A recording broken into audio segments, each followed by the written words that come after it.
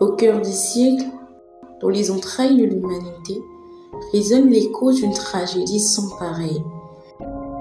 C'est l'histoire des âmes ébènes, celle dont le destin fut scellé par la cruauté et l'avidité des hommes. C'est l'histoire d'un continent victime d'une pénétration inique par un étranger arrogant. C'est l'histoire de l'Afrique, notre Afrique, que l'on déshumanisa au plus haut point jusqu'à se questionner même sur l'existence de son âme. Cette histoire, nous la racontons aujourd'hui au travers du prisme de l'auteur hors pair, Serge Mbomou, dans son ouvrage d'exception, Maintenant l'Afrique. Un rayon de soleil pour cette Afrique méprisée de tous, mais qui aujourd'hui se relève forte et puissante. Portons les cicatrices douloureuses d'une histoire tragique qui lui arracha ses fils. Ses fils dont les larmes ont irrigué les terres, dont les chants ont traversé les océans et dont la résilience a forgé une épopée inoubliable. Chaque génération doit, dans une relative opacité, connaître sa mission, la remplir ou la trahir, disait Frantz Fanon. Dans un contexte où le réveil de l'Afrique est une évidence prophétique, notre génération est face à deux choix. Soit elle l'assume et s'exécute, soit elle démissionne et accepte de subir le cinglant jugement de l'histoire. En effet, tout se passe comme pour les heures d'une horloge. Chaque heure connaît son zénith puis son crépuscule. Et là, nous sommes à un tournant décisif, une heure décisive, où il s'en va être passé le temps de la nuit et où le jour se lève. Le jour où la lumière se lève sur le continent, le temps où elle luit dans les ténèbres. C'est l'heure où l'Afrique va devoir prendre l'avant-garde de la marche des peuples. Et cette fois, pas d'entremise. Soit l'Afrique se relève et reprend la marche du monde, soit elle demeure effondrée et finit par disparaître. Nous sommes à ce temps où les réalités du peuple noir ne seront regardées non plus comme une infirmité, mais plutôt comme un précieux atout dans l'histoire des peuples. Ah, cette histoire des peuples! Histoire douloureuse au cours de laquelle ses bourreaux lui nièrent toute civilisation antérieure. Et pourtant, elle a bien existé, cette civilisation. L'histoire a grandement faim d'oublier que les anciens Égyptiens étaient de vrais nègres, avaient la peau noire et les cheveux crépus. Et que Euclide, le plus grand mathématicien de tous les temps, était africain. Nous sommes à l'heure de la restauration de la grandeur noire. L'être humain africain de peau noire est exclu de l'humanité par tout l'Occident pour justifier l'esclavage et la traite négrière. La civilisation égyptienne étant le berceau de la civilisation, les Occidentaux, les Français en particulier, ont mis tant de passion à revendiquer l'héritage de l'Égypte antique. Pour certains manuels, les Africains sont carrément ignorés ou oblitérés. C'est donc là une preuve matérielle de falsification de l'histoire. L'Occident doit falsifier la réalité pour se maintenir au cœur de l'histoire. Mais ne l'oublions pas, la civilisation est partie du sud vers le nord et non le contraire.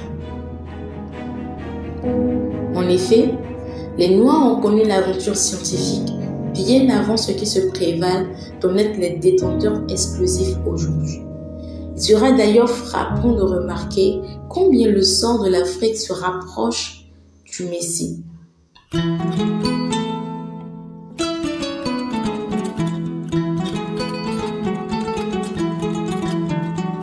Dans la mesure où le pillage de l'Afrique a permis le développement de l'Occident en particulier et du monde en général.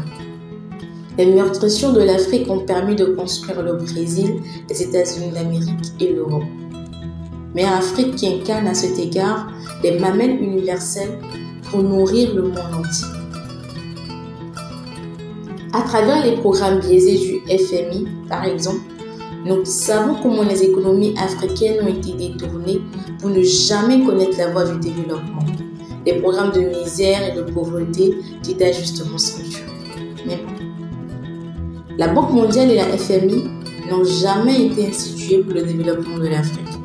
Leur règle directrice n'est que l'exploitation du continent.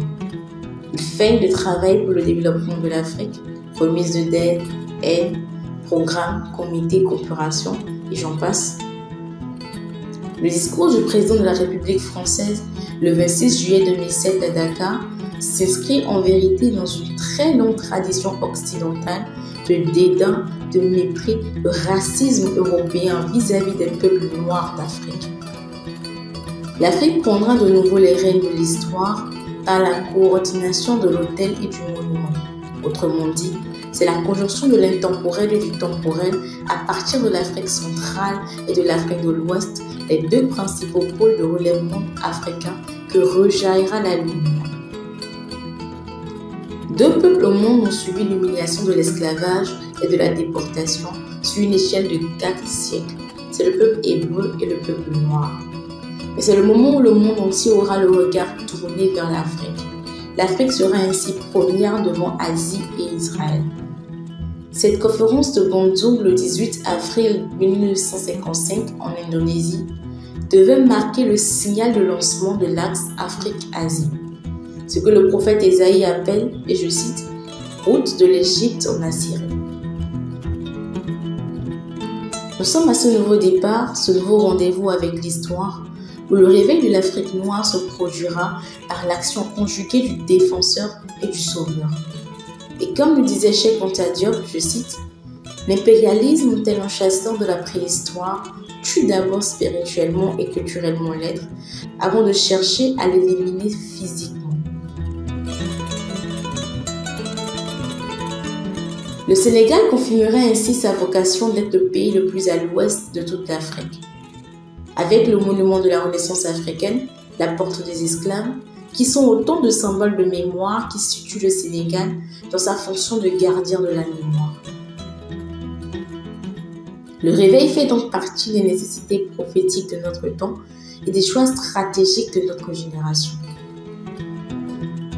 Comme il y a un temps pour chaque chose et des hommes pour chaque temps, ainsi l'Afrique est entrée dans une phase irrévocable de sa restauration. L'idéogramme d'une Afrique nouvelle est en cours de réalisation. Mais le temps est à l'action. Notre rôle est de donner à l'Afrique renaissante une superstructure spirituelle qui assurera une fondation stable à la nouvelle Afrique. Il revient à la génération étendard de relever le défi africain. Une génération bien déterminée, une génération caractérisée par l'intelligence, la force, la sagesse et la vélocité. Tel cet Orphée noir de Sartre, l'Afrique sortira de la caverne de l'oubli, libre et épanouie, les annales de l'histoire des peuples en main. Car, depuis les années 2000, l'Afrique est entrée dans une phase de restauration irréversible, où l'impératif est de réveiller les héros pour le défi de la renaissance de notre continent.